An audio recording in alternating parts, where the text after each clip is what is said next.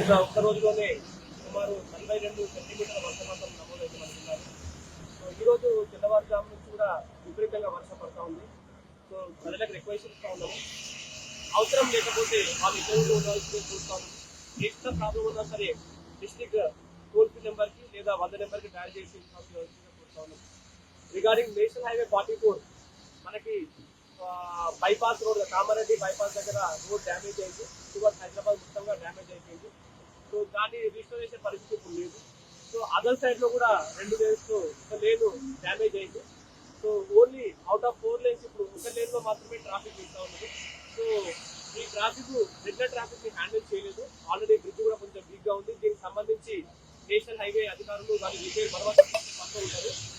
ప్రజలకు రిక్వెస్ట్ చేస్తూ ఉన్నాము, వాళ్ళు ఆల్టర్నేట్ రూట్ మేడ్చల్ దగ్గర నుంచి వాళ్ళు రూట్ డైవర్ట్ చేసుకుని కరీంనగర్ మీదుగా ఆర్మూర్కి స్టార్ట్ చేసి మన టైం అండ్ ఇక్కడ రిస్క్ ఫ్యాక్టర్ కూడా తగ్గుతూ ఉంది. అండ్ సేమ్ కూడా మనకు ఆర్మూర్ నుంచి డైవర్షన్ తీసుకుని వాళ్ళు హైదరాబాద్కి వెళ్ళాలంటే కరీంనగర్ మీదుగా వాళ్ళు మేడ్చల్ చేసి కూడా ఇక్కడ రోడ్ తగ్గి కొంచెం హెల్ప్ అయ్యే అవకాశం ఉంది. సో దీన్ని